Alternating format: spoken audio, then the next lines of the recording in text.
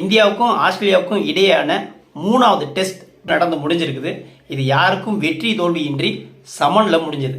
இப்போ இந்த போட்டியை பற்றி என்ன நம்ம பேச வந்தோம் அப்படின்னா, இப்போ இந்தியாவுடைய அந்த பேட்டிங்கில், இந்தியாவுடைய இன்னிங்ஸில் ரொம்பவும் கீ மூமெண்ட்ஸாக இருக்கிற ஒரு 7 விஷயம், அது போட்டியை ட்ரா பண்ணுறதுக்கான காரணமாக கூட இருக்கலாம், நமக்கு பிடிச்ச விஷயமா கூட இருக்கலாம். அதில் ஒரு 7 விஷயத்தை நான் சொல்லி காட்ட போகிறேன். இப்போ இந்த 7 விஷயத்தில் உங்களுக்கு பிடிச்சது எது, அல்லது ஆட்டத்தோட திருப்பு முனையாக அமைஞ்சிருக்கிறது எது அப்படின்னு கமெண்ட்டில் சொல்லுங்கள்.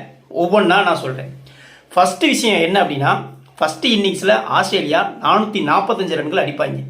அதில் பும்ரா அட்டகாசமாக பவுலிங் போட்டு 76 ரன்கள் கொடுத்து 6 விக்கெட் எடுப்பான் மனுஷன். பும்ரா மட்டும் இல்லை அப்படின்னா இவங்க 700 ரன் 800 ரன் கூட அடிச்சிருப்பாங்க.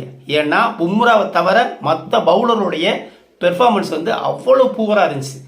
பும்ராவோட அந்த எக்ஸலண்ட் பவுலிங் 76 ரன்னுக்கு 6 விக்கெட் எடுத்தது உங்களுக்கு பிடிச்ச விஷயமா இருக்கலாம், அல்லது மேட்சோட டேர்னிங் பாயிண்டாக இருக்கலாம்.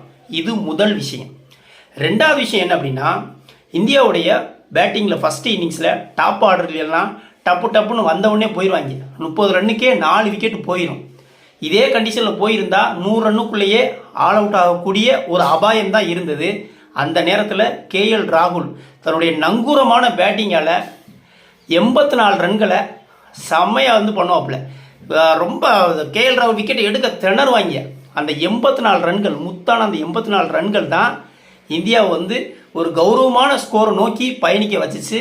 KL ராகுல் அடித்த அந்த 84 ரன்னு பிடிச்ச விஷயமா இருக்கலாம், அல்லது மேட்சோட திருப்பு முனை விஷயமா இருக்கலாம். இது ரெண்டாவது.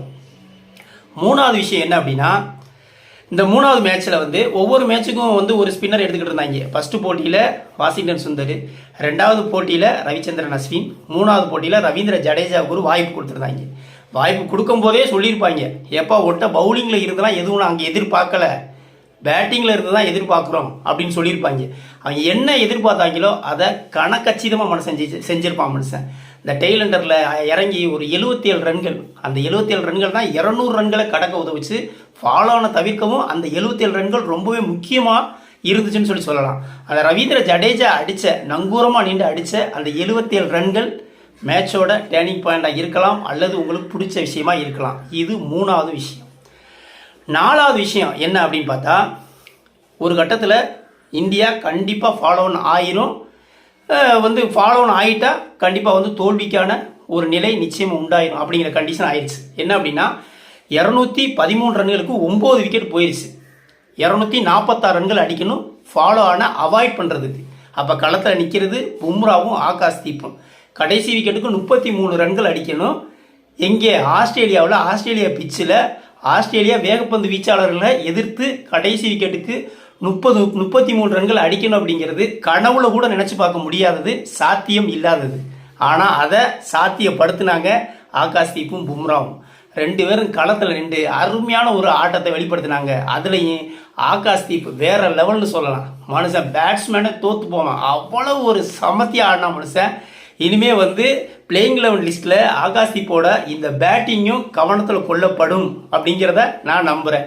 கடைசியில் அந்த கமின்ஸ் பாலில் ஒரு கவர் டிரைவில் ஒரு 4 அடித்து அந்த ஃபாலோ ஆன முறியடிப்பாங்க. இந்த 2 பேரும் ஆடின இந்த ஃபாலோ ஆன முறியடிக்கக்கூடிய இந்த பார்ட்னர்ஷிப் மேட்சோட டேர்னிங் பாயிண்டாக இருக்கலாம், அல்லது உங்களுக்கு பிடிச்ச விஷயமா இருக்கலாம். இது 4வது. 5வது விஷயம், ஃபாலோ ஆன அடித்த உடனேயே அடுத்த பால் ஆகாஷ் தீப் ஸ்டோக் பாப்பில் நான் லைவாக பார்த்தேன். அதுக்கு அடுத்த பால் மனுஷன் மிட் ஆஃபில் ஒரு 6 அடிப்பான் பாருங்க, அப்படியே கண்ணில் ஒத்திக்கலாம் போல இருக்கும். அந்த மாதிரி கமின்ஸ் வேகமாக ஓட்டி அந்த 140 கிலோமீட்டரில் போடுவான். சும்மா அசால்ட்டாக ஒரு 6 போடுவான் பாருங்க மிட் ஆஃபில் ஆகாஷ் தீப்பு. அப்படியே நமக்குலாம் அப்படி புல்ல அடிச்சிடும், ஜிவ்வுண்டு ஆயிரும். அந்த மாதிரியான ஷாட்டு எக்ஸலண்ட்டாக அடிப்பாப்புல. பேட்ஸ்மேனை தோற்று போவாங்க. அவ்வளோ ஒரு பிடிச்சமான ஒரு விஷயமா எனக்கு இருந்தது அது. இது 5வது விஷயமா நான் பேச வந்தது, ஆகாஷ் தீப் அடித்த 6. 6வது விஷயம் என்ன அப்படின்னா, இந்த ஃபாலோனை முறியடிச்சாங்கல்ல, 246 ரன் அடிச்சு முறியடிச்ச அந்த மொமெண்ட்டில் அப்படியே கேமராவை ட்ரெஸ்ஸிங் ரூம் பக்கம் திருப்புவாங்க. பார்த்தா காம்பீர், விராட் கோலி, ரோஹித் சர்மா ஜெயிச்சா கூட இவ்வளவு கொண்டாட மாட்டாங்க போல. அந்த ஃபாலோ நான் இது பண்ண உடனே அப்படியே எந்திரிச்சு கோலி எந்திரிச்சு கௌதம் காம்பீரை போய் அப்படி கையை தட்டுறாப்புல. கௌதம் காம்பீர்லாம் சிரிச்சே நம்ம வந்து அதிகமாக பார்க்க முடியாது. மனசை அப்படி சிரிச்சுக்கிட்டு இது பண்ணுறான், என்ஜாய் பண்ணுறாங்க. அவ்வளோ ஒரு செலிப்ரேஷன் அந்த ட்ரெஸ்ஸிங் பார்க்கவே அவ்வளவு கண்கொள்ளா காட்சியாக இருந்துச்சு. என்னடா இது ஜெயிச்சா கூட இவ்வளோ சந்தோஷப்பட மாட்டாங்க ஃபாலோ. ஏன்னா ஃபாலோனை தவிர்க்கிறது அந்த அளவுக்கு முக்கியம். இவங்க ஃபாலோனை தவிர்க்கல அப்படின்னா கண்டிப்பாக அடுத்த பேட்டிங் இந்தியா தான் பண்ணணும். ஏன்னா ஏற்கனவே ஆஸ்திரேலியாவே 87 ரன்னுக்கு 7 விக்கெட் கொடுத்துருந்தாங்க. கண்டிப்பாக இந்தியாவுடைய பேட்டிங்கு செதஞ்சிருக்கும், கன்ஃபார்மாக தோல்வியை நோக்கி போயிருந்திருக்கும். அப்போ தோல்வியை தவிர்க்கக்கூடிய இந்த ஃபாலோனை வெற்றி மாதிரி அவங்க கொண்டாடினது அந்த ட்ரெஸ்ஸிங் பார்க்குறதுக்கு அவ்வளோ அழகாக இருந்தது. இது பிடிச்ச விஷயமா உங்களுக்கு இருந்திருக்கலாம். இது 6வது விஷயம்.